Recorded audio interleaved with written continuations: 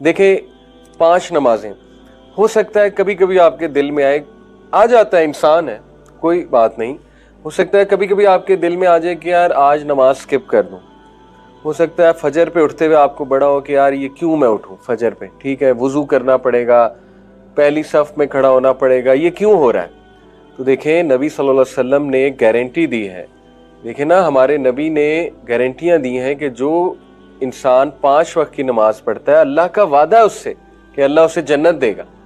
और जन्नत कितना खूबसूरत है आप सोच भी नहीं सकते, हमेशा हमेशा की जिंदगी है। फिर ये डिसिप्लिन के लिए ज़रूरी है। जो बंदा 5 वक्त नमाज पढ़ रहा है वो डिसिप्लिन है, उसकी लाइफ में नज़्म ज़ब्त है। फिर आप देखें कि फजर की नमाज जो पढ़ता है, अल्लाह के नबी सल्लल्लाहु अलैहि वसल्लम ने फरमाया कि बशारत दे दो उन लोगों को जो अंधेरे में मस्जिद की तरफ जाते हैं, क्योंकि क़यामत वाले दिन उनके पास क्या होगी, लाइट। ठीक है, ये सही हदीस है कि आज वो अंधेरे में जा रहे हैं, लेकिन उस वक्त जब लाइट की जरूरत होगी क़यामत में, आपको पता है ना एक जगह आएगी मैदान इशर में जहाँ पिच डार्कनेस होगी, अंधेरा, वहां पे कुछ लोगों के पास रोशनी होगी। वो खुशनसीब लोग हैं जो फजर की नमाज पढ़ते हैं। ठीक है, तो देखो कितना फायदा है। तो इन चीजों से आप अपने आप को मोटिवेट रखा करो कि नहीं, अगर मैं जबरदस्ती भी पढ़ रहा हूं, मुझे जबरदस्ती भी पढ़ाई जा रही है तो अच्छी बात है। बहुत सी चीजें जिंदगी में जबरदस्ती भी करनी पड़ती हैं। ठीक है, तो आप अपनी मोटिवेशन को डिक्रीज ना होने दें। नमाज बेहतरीन है नज़्म ज़ब्त के लिए, यह मंजिल मकसूद है। नमाज आपकी डायरेक्शन डिफाइन कर रही है कि आप अच्छे बनोगे। देखो ना, इन्नस सलाता तन्हा अनिल फ़हशाई वल मुनकर। जो बंदा वुजू कर रहा है वो पाक रह रहा है, जो पाक रह रहा है इंशाल्लाह वो गुनाहों से बच जाएगा। ठीक है, हम इंसान हैं, गुनाह हो जाते हैं, कोई बात नहीं, लेकिन इंशाल्लाह नमाज से आप गुनाहों से दूर रहेंगे। तो ये बहुत खूबसूरत एक डायरेक्शन आपकी डिफाइंड है, इसको कभी भी बोझ ना समझना। ठीक है, इसको एंजॉय करें और इस पे शुक्र गुजार हो अल्लाह के कि आप उन चंद खुशनसीब नौजवानों में, देखो कितने नौजवान हैं जो बिलियर्ड खेल रहे हैं, स्नूकर वहाँ क्लब में जाके अपना वक्त बर्बाद कर रहे हैं, स्मोकिंग कर रहे हैं, ठीक है ना, सूटे लगा रहे हैं बैठ के। अल्लाह ताला उन्हें भी हिदायत दे, हम उनके लिए भी दुआ करते हैं। लेकिन आप खुशनसीब हो, आप कुरान पढ़ रहे हो, आप माशाल्लाह नमाजें पढ़ रहे हो बैठ के, आप आपस में खेल भी रहे हो, एक अच्छा वक्त गुजार रहे हो, आपको यहाँ क्लासें दी जा रही हैं, स्किल सिखाए जा रहे हैं। ठीक है ना, आपके ऊपर कुछ लोग हैं जो आपसे मोहब्बत करते हैं, और मोहब्बत में कभी कभी सख्ती भी हो जाती है, कोई बात नहीं। माँ बाप जो है ना वो सख्ती भी करते हैं, तो आपने माइंड नहीं करना।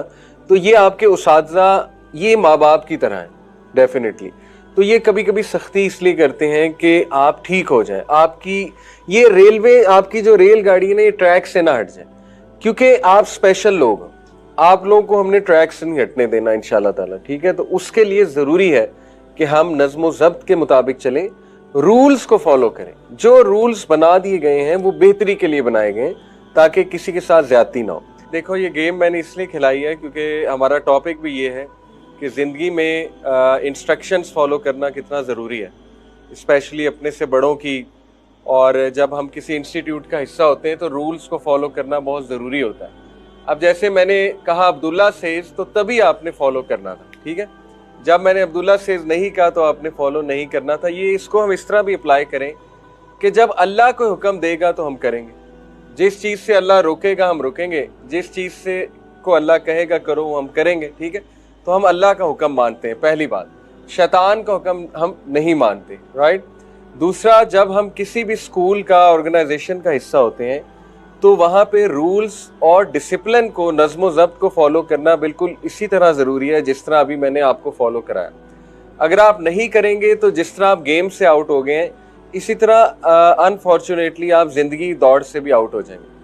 क्योंकि देखें अल्लाह ताला ने ज़िंदगी बनाई उसूलों पे है, इसको हम समझें, जल्दी समझ लें बेहतर है, नहीं समझेंगे तो सफ़र करेंगे। ठीक है, सीधी सी बात है, डायरेक्ट बात है। आप देखें कि हर चीज़ डिसिप्लिन के मुताबिक मूव कर रही है। अल्लाह सुब्हानहू व तआला ने सूरज की ड्यूटी लगाई हुई है। सूरज एक वक्त पे आता है, एक वक्त पे जाता है। ठीक है, सनराइज, और आपको पता है कि जिस तरह से मशरिक से निकलता है और मगरिब में गुरूब होता है, ऐसा नहीं हो सकता कि मगरिब से निकल आए और मशरिक में गुरूब हो। ऐसा होगा तो आपको पता है कि क़यामत आ जाएगी लिटरली। बिस्मिल्लाहिर्रहमानिर्रहीम अल्हम्दुलिल्लाहि हम्दन कसीरन तय्यिबन मुबारकन फ़ी अल्लाहुम्मा सल्लि व सल्लिम अला नबीना मुहम्मद। अस्सलामु अलैकुम व रहमतुल्लाहि व बरकातुहू एवरीवन। पिछले दिनों एक वाक़या पढ़ा मैंने जो मैं सबके साथ शेयर करना चाहता हूँ फॉर एवरीवन्स बेनिफिट। इसमें देखें कोई दूसरी राय नहीं कि आजकल बहुत मुश्किल टाइम चल रहा है। मुल्क की बात की जाए तो उस हवाले से मुल्क की हालात की बात की जाए, महंगाई की बात की जाए या ओवरऑल स्ट्रेसेस की बात की जाए, ओवरऑल लाइफ काफ़ी स्ट्रेसफुल हो गई है बिकॉज ऑफ वेरियस फैक्टर्स। और सवालात भी बहुत इस पे आते हैं। कुछ लोग घरेलू हालात की वजह से परेशान हैं, कुछ लोग फैमिली इश्यूज़ की वजह से परेशान हैं, कुछ लोग औलाद के कुछ इश्यूज़ की वजह से परेशान हैं, कुछ लोग बेऔलादी से परेशान हैं, कुछ लोग जो है वो अनएम्प्लॉयमेंट से परेशान हैं। इसी तरह कुछ लोग जो है वो हार्ट ब्रेक से परेशान हैं, किसी को कोई चीज़ नहीं मिली, रिजेक्शन हो गई है लाइफ में, उस हवाले से परेशान है। कुछ बिजनेस इश्यूज़ के हवाले से परेशान है। तो यस, परेशानी तो आपको पता है किसी ना किसी शक्ल में आती रहती है ज़िंदगी में, और ज़िंदगी में ups and downs they are part of life. But ये वाक़या बड़ा अमेजिंग है। वाक़या है एक सिस्टर का, उन्होंने खुद ये वाक़या सुनाया और मैंने एक जगह पढ़ा तो मैंने कहा सबके साथ फ़ायदे के लिए इंशाल्लाह ज़रूर शेयर करूँ। ये वाक़या वो सिस्टर खुद सुनाती हैं कि उन पर बहुत सख्त किस्म का काला जादू हुआ, सिहर, ब्लैक मैजिक, जिसकी वजह से उनकी सेहत बहुत डाउन रहती थी और उनका रिश्ता नहीं हो रहा था। मतलब काफ़ी ज़्यादा रिश्ते आते थे, लेकिन जब रिश्ता पक्का होने वाला होता था तो एकदम से जो है वो रिश्ता ब्रेक हो जाता था फॉर नो रीज़न। और शी सेड कि मैं बिल्कुल थक गई, और यहाँ तक कि उनके जहन में आने लगा कि मेरे साथ ये क्यों हुआ, यानी मैंने कभी किसी के साथ कुछ बुरा नहीं किया एविडेंटली, तो अल्लाह ताला कैसे अलाउ कर रहे हैं इस सारी चीज़ को। यानी उनके जहन में वसवसे भी आने लग गए इसके हवाले से। देखिए, आई नो कि कभी कभी हम बहुत ज़्यादा सुपरस्टिशियस भी हो जाते हैं चीज़ों को लेके कि जादू हो गया, जादू हो गया, हर चीज़ पे कहते हैं बंदिश हो गया। लेकिन ये मैं आपको एक ऐसा वाक़या सुना रहा हूँ जहाँ एक जेन्युइन केस है। देखिए, जादू का कंप्लीट इनकार भी तो नहीं करना चाहिए ना। तो ये एक जेन्युइन केस है सिहर का, और वो सिस्टर खुद बताती हैं अपना वाक़या। बहरहाल हेल्थ इश्यूज़ और फिर दूसरा ये वाला जो चक्कर चल रहा है। शी सेड कि मैंने बहुत मेडिसिन खाई, साइकियाट्रिस्ट के पास भी गई, काउंसलिंग्स करवाई कई बार, यानी दुनिया का हर वो इलाज जो पॉसिबल था वो मैंने ट्राई कर लिया। इवन मैंने रुकिया बहुत बार करवाया। रुकिया कहते हैं स्पिरिचुअल इलाज है एक, जिसमें दम किया जाता है। ऑथेंटिक दम होता है, कुरानी सूरज हैं कुछ और नबवी दुआएं हैं वो पढ़ी जाती हैं। तो उन्होंने कई राकीज से जो रुकिया के एक्सपर्ट होते हैं उनसे रुकिया भी करवाया, एंड शी सेड कि रुकिया से आराम आ जाता था, लेकिन उसके कुछ देर बाद फिर से वो इश्यूज शुरू हो जाते थे, यहाँ तक कि शी टोटली गेव अप। फिर किसी ने बस उनको बताया कि आप बस मेरे कहने पे एक स्कॉलर से ज़रूर मशवरा कर लीजिए। शी सेड कि मैं एक स्कॉलर के पास गई जो मुझे रेफ़र किए गए, और उनसे मैंने मसला बयान किया और उन्हें सारी हिस्ट्री बताई कि इस तरह मैं ट्राई कर चुकी हूँ। उन स्कॉलर ने कहा कि बेटा, आप मेरे कहने पे ये 10 चीज़ें ट्राई करो।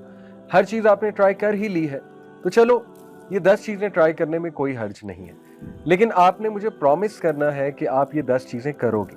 और during while you are doing that, तो हो सकता है आपको बहुत डिमोटिवेशन आए, बहुत डाउट आए, लेकिन आपने सब्र करना है और आपने जमे रहना है इंशाल्लाह, और आपने कुछ भी करके इन चीज़ों पे अमल करना है। शी सेड कि मैंने उनका ठीक है, आई विल ट्राई माई बेस्ट, मैं पूरी कोशिश करूँगी। उन्होंने कहा कि बेटी, सबसे पहले you have to promise me कि आप रोज़ाना कुरान पढ़ोगे, चाहे 1 वर्स, चाहे 2 वर्सेस, चाहे 10 वर्सेस, चाहे 1 पेज, चाहे 2 पेज, जितना कुरान आप पढ़ सकती हो आपने मिस नहीं करना, आपने डेली कुरान पढ़ना है। ये आप उससे पहला प्रॉमिस करो। उन्होंने कहा ठीक है, इंशाल्लाह it will be on my list. दूसरी बात उन्होंने ये की कि आप तहज्जुद के टाइम उठ के, जितनी आपको तौफीक मिलती है इंशाल्लाह, आप तहज्जुद के टाइम उठ के अपने लिए ख़ास दुआ करो अल्लाह से, और अल्लाह को ऐसे जुमले कहो कि अल्लाह, मैं सबसे जो है वो नाउमीद हो चुकी हूँ और मैंने हर चीज़ ट्राई कर लिया, यार अब आप ही शिफा देने वाले हैं, मेरी सारी की सारी उम्मीद आपसे है और मैं इस घड़ी में आप ही से मांगती हूँ।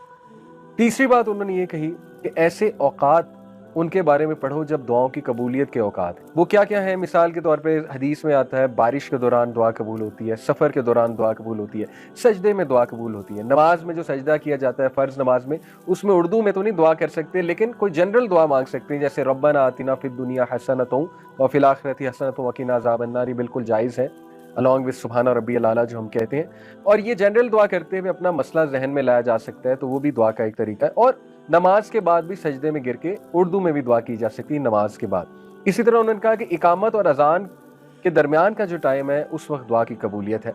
और उन्होंने कहा इस तरह मजीद ऐसी रिसर्च करो कि कौन से जो है वो दुआ की कबूलियत के औकात। उसने कहा ठीक है, मैं इंशाल्लाह इसकी भी कोशिश करूंगी कि वो औकात जब दुआ की कबूलियत है, जैसे नबी सल्लल्लाहु अलैहि वसल्लम ने फरमाया कि जुम्मे के दिन एक घड़ी आती है असर से मगरिब के दरमियान उस घड़ी का जिक्र किया गया है।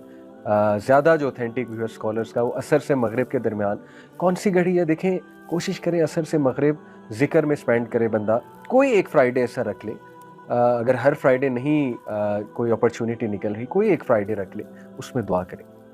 उसने कहा ठीक है इंशाल्लाह, I will try to do this.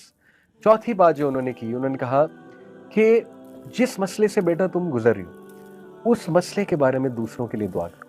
यानी कितनी बेशुमार हमारी बहनें हैं, माएँ हैं, जो विडोज़ हैं, जो मुतलका हैं, या जिनकी शादियां नहीं हो रही हैं, उम्रें बढ़ रही हैं, उनके लिए दुआ करो, सिर्फ अपने लिए दुआ ना करो। कितनी ही हमारी बहनें हैं, हमारे भाई हैं जो सेहर के अंदर मुब्तला हैं, ऑथेंटिक सेहर की यहाँ पे बात कर रहा हूँ, उनके बारे में दुआ करो, अल्लाह उन्हें शिफाए कामिला दे। शेख ने कहा कि जब हम किसी के लिए दुआ करते हैं हमारी दुआएं ज़रूर कबूल होती हैं। उसने कहा वाकई ये तो कभी सोचा भी नहीं था मैंने। ज़्यादातर देखे ना इंसान अपने लिए दुआएं कर रहा होता है। उन्होंने कहा ये तो बहुत अच्छी बात है, मैं ज़रूर दूसरों को भी याद रखूँगी। जैसे किसी की औलाद नहीं है और कोई बे औलाद है, उसे चाहिए दूसरों के लिए ज़्यादा दुआएं करें। जब आप दूसरों के लिए करेंगे अल्लाह आपकी दुआएं भी ज़रूर कबूल फरमाएंगे।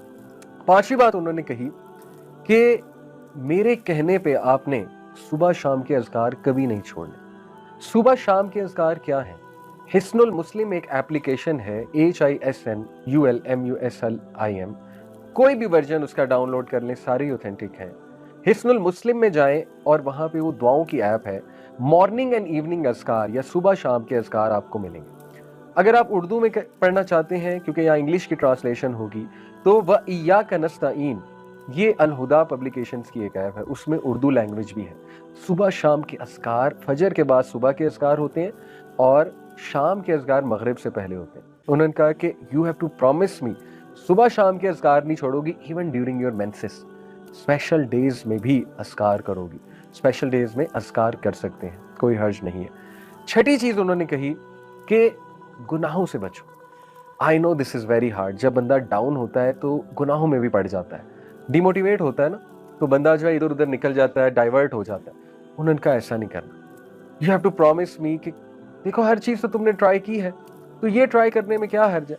कोई अगर गुनाह कर रही हो तो बेटा उसको तर्क करो, उस गुनाह को, क्योंकि गुनाह जब इंसान करता है तो उसकी विल पावर टूटती है मजीद, और शैतान उसमें मजीद हावी होता है, शैतान उसको मजीद वसवसे दिलाता है।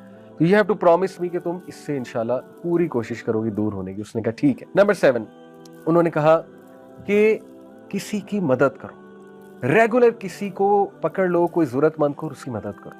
और सबसे पहले बहुत ज़रूरी है इल्म वालों की मदद करो। इल्म वाले कौन हैं? जो आलिम बन रहे हैं या इल्म से जुड़े हुए हैं लेकिन उनके वसाइल नहीं हैं इतने, उनकी मदद की जाए। या कोई तकलीफ़ में है, किसी कोई बीमारी है, इलाज होना है, उनकी मदद करो।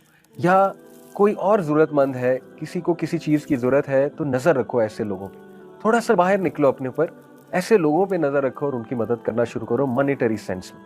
नंबर 7 उन्होंने कहा इस्तग़फ़ार को बढ़ा दो, बहुत ज़्यादा बढ़ा दो, कसरत इस्तग़फ़ार करो। अस्तग़फ़िरुल्लाह तूबु इलैह, अस्तग़फ़िरुल्लाह तूबु इलैह, अस्तग़फ़िरुल्लाह तूबु इलैह। Very simple. ये मत सोचो मेरी ज़िंदगी में मसाइल क्या हैं, डीमोटिवेशन को हावी ना होने दो। बस एक बार जहन से निकाल दो कि मुझे कोई मसला नहीं है और इस्तग़फ़ार करो, अल्लाह मेरी गलती है, मेरी गलती है, अस्तग़फ़िरुल्लाह तूबु इलैह, अस्तग़फ़िरुल्लाह तूबु इलैह। क्योंकि नबी सल्लल्लाहु अलैहि वसल्लम ने फरमाया जो कसरत इस्तग़फ़ार करता है अल्लाह ताला उसके लिए रिलीफ ज़रूर निकालता है और उससे वहाँ से देता है कि उसका गुमान भी नहीं जाता। और नंबर 8 उन्होंने कहा कि मुझसे वादा करो कि जब तुम पे शदीद डीमोटिवेशन, मायूसी और गम हावी होगा, तो उस दौरान, उस मोमेंट में तुमने वो अल्फाज और वो दुआएं कहनी है जो हमारे नबी कहा करते। इधर उधर की चीज़ें नहीं कहनी, जो मार्केट में चल रही हैं वो चीज़ें नहीं, जो सुन्नत से साबित अल्फाज हैं वो कहने हैं। Promise me this. वो क्या है? नबी सल्लल्लाहु अलैहि वसल्लम जब शदीद गम में होते थे, शदीद कोई तकलीफ आती थी, हमारे नबी कहते थे अल्लाहु अल्लाहु रब्बी ला उशरिकु बिही शैआ। इसी तरह हमारे नबी कहते थे या हय्यु या क़य्यूम बिरहमतिका अस्तगीस। इसी तरह हमारे नबी कहा करते थे ला इलाहा इल्लल्लाहुल अज़ीमुल हलीम, ला इलाहा इल्लल्लाहु रब्बुल अर्शिल अज़ीम, ला इलाहा इल्लल्लाहु रब्बुस समावाति व रब्बुल अर्ज़ि व रब्बुल अर्शिल करीम। इसी तरह नबी सल्लल्लाहु अलैहि वसल्लम ने सिखाया कि जब तुम पे रिग्रेट हावी हो जाए, तुम कहो मेरे साथ ये क्यों हुआ, काश ऐसा हो जाता तो ना होता, काश ये हो जाता तो ना होता, तो कहो क़द्दर अल्लाहु व मा शाअ फ़अल। उन्होंने कहा मुझसे प्रॉमिस करो तुम ये अल्फाज कहोगे जब भी तुम पे ये कैफियत हावी होती हैं, बजाय कि इधर उधर की चीज़ें ट्राई करने की। उसने कहा ठीक है मैं ये भी करूँगी। नंबर 9, उन्होंने कहा कि बेटा हर सिचुएशन से जो रिलेटेड दुआ है, ख़ुसूसन वॉशरूम में जाने की दुआ, अल्लाहुम्मा इन्नी औज़ु बिका मिनल खुबुसी वल खबाइस, घर से निकलने की दुआ, बिस्मिल्लाहि तवक्कलतु अलल्लाहि ला हौला वला कुव्वता इल्ला बिल्लाह, शाम को रात को सोने के जो अज़कार हैं बेटा वो थाम लो, वो करो, रेगुलर करो। जितने मौक़ों की दुआएं तुम कर सकती हो, ख़ुसूसन ऐसे जो वॉशरूम के उन्होंने कहा, और रात सोने से पहले की जो दुआएं हैं। और इस पे मैं आपको एक और भी केस स्टडी सुना दूँ, एक स्टोरी सुना दूँ। किसी ने मुझे बताया कि उनको बहुत नाइटमेयर्स आते थे, हालांकि रात के अज़कार भी किया करते थे, लेकिन उन्होंने कहा कि सूरह मुल्क जब से मैंने पढ़ना शुरू की मेरे नाइटमेयर्स ख़त्म हो गए। सूरह मुल्क इज़ अमेजिंग। और 10वीं चीज़ उन्होंने कहा कि बेटा इस दुआ को पकड़ो, ख़ास इस दुआ को सख्त तकलीफ़ में, ला इलाहा इल्लल्लाहुल अज़ीमुल हलीम, ला इलाहा इल्लल्लाहु रब्बुल अर्शिल अज़ीम, ला इलाहा इल्लल्लाहु रब्बुस समावाति व रब्बुल अर्ज़ि व रब्बुल अर्शिल करीम। ये 10 पॉइंट्स उन्होंने कहा कि देखो तुमने हर चीज़ तो ट्राई कर ली है। अब देखिए कोई सोच सकता है यार ये तो इतनी लंबी टू डू लिस्ट है, हमसे तो पहले ही चीज़ें नहीं हो रही। बात यह है कि जिसकी जान पे बनी होती है ना, जो बहुत ज़्यादा परेशान होता है, वो कुछ भी करने के लिए तैयार हो जाता है। ठीक है, वो हर एक के पास गया होता है, उसने तो पैसे कितने लगाए होते हैं, वो तो आमिलों के पास गया होता है। तो क्या ये 10 चीज़ें उसके मुकाबले में कोई बहुत लंबी लिस्ट है? मैं तो नहीं समझता। इंशाल्लाह ये 10 चीज़ें की जा सकती हैं, तो इन 10 चीज़ों को ट्राई करें। स्टोरी यहाँ ख़त्म नहीं हुई। उन सिस्टर ने कहा मैं 1 महीने शेख के पास आई, 1 महीने बाद, और मैंने उन्हें कहा कि अल्हम्दुलिल्लाह मैंने वो 1 महीना चीज़ें ट्राई की हैं, वादे के मुताबिक मैंने सब्र किया और मैंने जारी रखा उन चीज़ों को। अल्लाह ने मुझे रिलीफ दे दिया, अल्लाह ने मुझे शिफा दे दी है, मैं खुश हूँ। और यकीन करें कि उसने कहा कि मैं कुछ साल बाद आई उन्हीं शेख के पास। अल्हम्दुलिल्लाह मेरे 3 बच्चे थे, मेरे साथ 3 प्यारे बच्चे थे मेरे। वो शेख बड़ा हैरान हुए, ये कौन है? शी सेड शेख मेरी शादी भी हो गई, अल्लाह ताला ने मुझे 3 बच्चे भी दे दिए, और ये काफ़ी सालों बाद वो गई होंगी। तो ये अपनी वो सक्सेस स्टोरी सुनाती हैं। देखें ये जो 10 चीज़ें हैं, ये वो चीज़ें हैं जो हमारे नबी सल्लल्लाहु अलैहि वसल्लम की हुई नसीहत वाली चीज़ें हम लोगों के पास चाहते हैं। इसका ये मतलब नहीं काउंसलिंग नहीं करवा सकते या किसी अच्छे से मशवरा नहीं कर सकते, लेकिन बताने का मकसद ही है जब तक भाइयों और बहनों आप खुद चीज़ें ट्राई नहीं करेंगे, अल्लाह के करीब खुद से नहीं होंगे, दूसरों पे ज़्यादा रिलाई करेंगे, आपका तवक्कुल अल्लाह पे नहीं होगा, तब तक गारंटी कोई नहीं है कि आपको सुकून मिले या चीज़ें हल हो। देखिए खुदा ना खास्ता अगर मसला हल ना भी हुआ, ये 10 चीज़ों से कम अज़ कम अल्लाह के साथ आपका ताल्लुक़ इतना स्ट्रॉन्ग बन जाएगा और आपको ज़हनी और क़ल्बी सुकून ऐसा मिल जाएगा कि इंशाअल्लाह ताला आपको ज़िंदगी गुजारने का मज़ा आएगा। लेकिन ये भी उम्मीद करें कि इंशाअल्लाह मसला भी 100% हल हो जाएगा। तो ये 10 चीज़ें ज़रूर करें, और मुझे उम्मीद है कि कुछ अरसे बाद आप भी अपनी सक्सेस स्टोरी सुना रहे होंगे। अल्लाह ताला सबको शिफाए कामला दे, सेहत दे, तंदुरुस्ती दे, खुशियाँ दे, अल्लाह ताला आफ़ियत दे, हयातन तय्यबा दे हम सबको। जज़ाकुमुल्लाह खैर। सुब्हानक अल्लाहुम्मा बिहम्दिका अशहदु अल्ला इलाहा इल्ला अंता अस्तगफिरुका व अतूबु इलैक। अस्सलामु अलैकुम व रहमतुल्लाहि व बरकातुहू। बिस्मिल्लाहिर्रहमानिर्रहीम। अल्हम्दुलिल्लाहि हम्दन कसीरन तय्यिबन मुबारकन फ़ी। अल्लाहुम्मा सल्लि व सल्लिम अला नबिय्यिना मुहम्मद। अस्सलामु अलैकुम व रहमतुल्लाहि व बरकातुहू एवरीवन। पिछले दिनों एक वाक़या पढ़ा मैंने जो मैं सबके साथ शेयर करना चाहता हूँ फॉर एवरीवन्स बेनिफिट। इसमें देखें कोई दूसरी राय नहीं कि आजकल बहुत मुश्किल टाइम चल रहा है। मुल्क की बात की जाए तो उस हवाले से मुल्की हालात की बात की जाए, महंगाई की बात की जाए, या ओवरऑल स्ट्रेसेस की बात की जाए, ओवरऑल लाइफ काफ़ी स्ट्रेसफुल हो गई है बिकॉज ऑफ वेरियस फैक्टर्स। और सवालात भी बहुत इस पे आते हैं।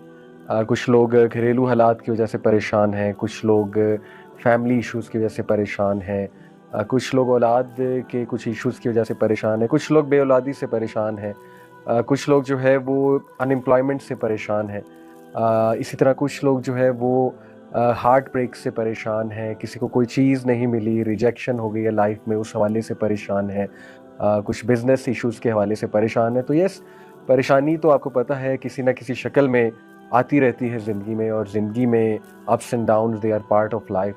बट ये वाक़या बड़ा अमेजिंग है। वाक़या है एक सिस्टर का, उन्होंने खुद ये वाक़या सुनाया और मैंने एक जगह पढ़ा, तो मैंने कहा सबके साथ फ़ायदे के लिए इंशाल्लाह ज़रूर शेयर करूँ। ये वाक़या वो सिस्टर खुद सुनाती हैं कि उन पर बहुत सख्त किस्म का काला जादू हुआ, सिहर, ब्लैक मैजिक, जिसकी वजह से उनकी सेहत बहुत डाउन रहती थी और उनका रिश्ता नहीं हो रहा था। मतलब काफ़ी ज़्यादा रिश्ते आते थे, लेकिन जब रिश्ता पक्का होने वाला होता था तो एकदम से जो है वो रिश्ता ब्रेक हो जाता था फॉर नो रीज़न।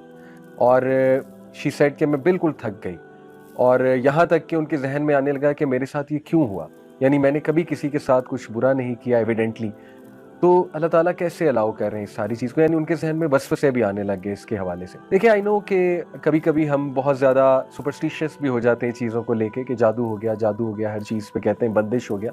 लेकिन ये मैं आपको एक ऐसा वाक़या सुना रहा हूँ जहाँ एक जेन्युइन केस है। देखिए जादू का कंप्लीट इनकार भी तो नहीं करना चाहिए ना, तो ये एक जेन्युइन केस है सिहर का, और वो सिस्टर खुद बताती हैं अपना वाक़या।